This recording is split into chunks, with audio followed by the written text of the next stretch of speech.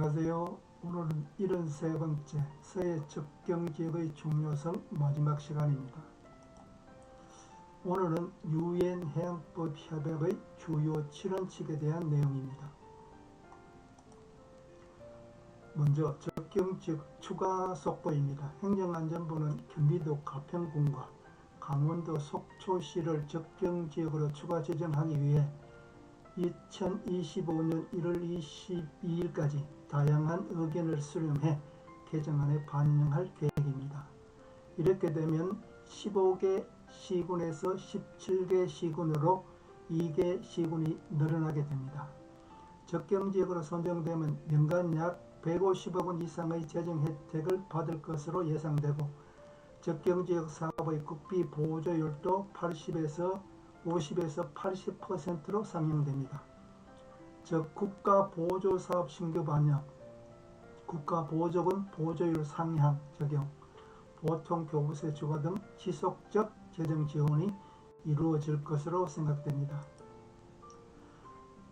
유엔 해양법 협약의 경계선 권고 주요 7원칙은 무엇인가요?에 대한 내용입니다. 덩그리선 중간선 원칙입니다. 유엔 해양법 협약은 2개국의 연안이 서로 마주 보거나 인접하고 있는 경우 양국 간의 반대의 합의가 없는 한 어느 국가도 양국의 영해 기선상의 최근 접전으로부터 덩그리에 있는 모든 점을 연결한 중간선 이외의 영해를 확장할 수 없습니다. 최근 판례들은 덩그리선 원칙을 잘 적용하지 않고 있는 실정입니다. 해안선 길이 비례성 원칙입니다. 해안선의 길이 비율이 당해 수역의 잠정적 경계와 일치하지 않는 경우 상호 비례성을 유지토록 조정하는 원칙입니다. 1985년 리비아 볼타 대륙분 경계, 1986년 기니비사우 해안 경계, 1993년 그린란드 얀마엔 해안 경계가 대표적입니다. 즉 해안 경계 획정상 관계 해안선의 상대적 길이는 필수적인 요소로서 널리 인식되고 있는 실정입니다. 지리적 조건 고려의 원칙입니다. 유엔 해양법 협약은 인접 육지의 자연적 연장으로서의 대륙붕은 지리적 개념으로 경계 획정의 중요한 근거 요소이었으나 최근 판례는 현재의 수용되지 않는 등 변화하는 추세입니다. 1969년 북해 대륙분 경계 획정에서는 인정이 되었고 1982년 튀니지 리비아 대륙분 경계, 1984년 메인만 경계 획정, 1985년 리비아 몰타 대륙분 경계, 1992년 상피에르 미켈론 대륙분 경계에서는 불인정된 바가 있습니다. 해양 출입 통로 차단 금지의 원칙입니다. 유엔 해양법 협약은 한 국가의 직선 기선의 경계선이 타국의 영해를 공해 또는 배타적 경제 수역으로부터 차단할 수 없다고 규정함으로써 타국의 어선 등이 자유롭게 출입할 수 있도록 해역을 할애해야 한다는 원칙입니다.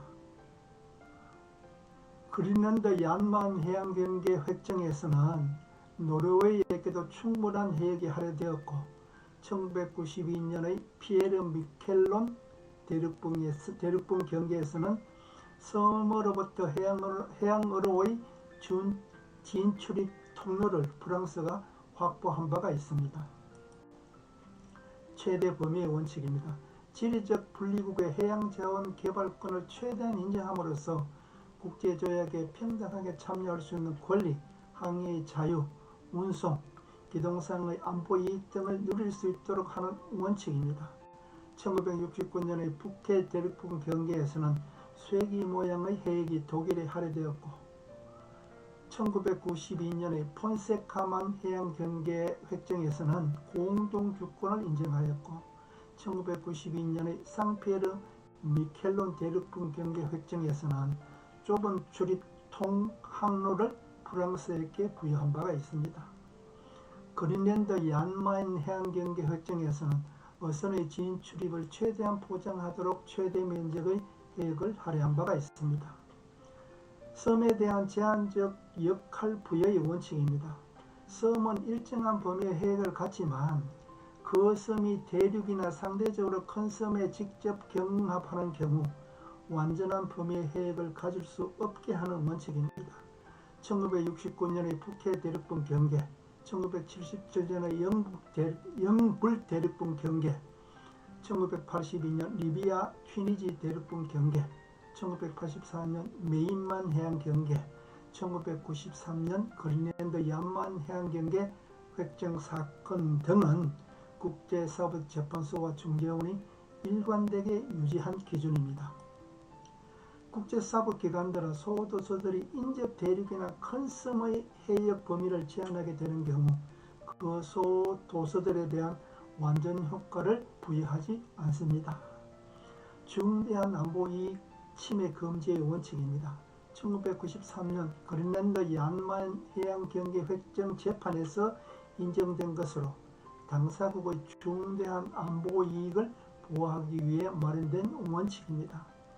1992년 엘살바도르 온두라스 해양 경계, 1993년 그린랜드 얀만 해양 경계 획정에서 영향을 끼쳤습니다.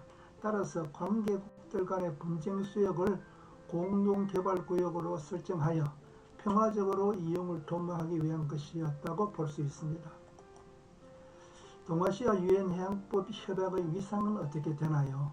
1996년 우리나라와 중국, 일본이 유엔 해양법 협약을批准하였고 2000년에는 북한, 타이완, 캄보디아, 태국을 제외한 동아시아의 모든 연안 국가들이 유엔 해양법 협약을批准하였습니다. 유엔 해양법 협약에 따라 대부분의 연안 국가가 영해 12해리를 원칙으로 하되 우리나라와 라오스, 싱가포르, 일본, 필리핀 등의 일부 해역에서는 3해리를 채택하고 있습니다. 연안 국가들 중 8개 국가들이 24마일 연속구역을 설정하였으며 유엔 해양법 협약에 따라 대부분의 연안 국가들이 200해리 배타적 경제수역을 선포하고 있으나 그러나 유엔 해양법 협약과 각국 국가들의 해양 관련 법률들은 아직 일치하지 않은 것이 존재하고 있습니다. 중국과 남북한 사이의 해양 경계선 문제는 어떻게 되나요? 중국과 북한 간의 해양 경계선 문제입니다. 서해에서 중국과 북한은 12해리 영해와 200해리 배타적 경제수역을 주장하고 있습니다. 북한은 1977년에 동해에서 일본과의 해양 경계선을 획정했음에도 불구하고 중국과의 해양 경계선은 명확하게 획정하지 않고 있어 장래 문제의 소지를 안고 있습니다. 중국과 우리의 해양 경계선 문제입니다. 중국과 우리나라는 대륙분의 경계에 대해 서로 다르게 주장하고 있습니다. 중국은 서해 대륙분 경계를 대륙의 자연적 연장선으로 정하고 있는데 반해 우리나라는 서해에서 중간선 원칙을 고수하고 있습니다.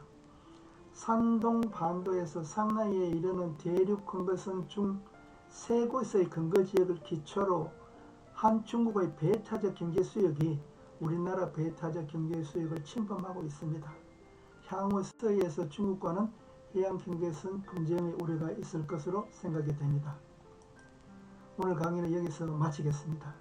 다음 강의는 동서독 공유하천 협력 사례 중 동서독 수자원 협력의 배경과 의미입니다. 오늘 강의 시청해 감사합니다.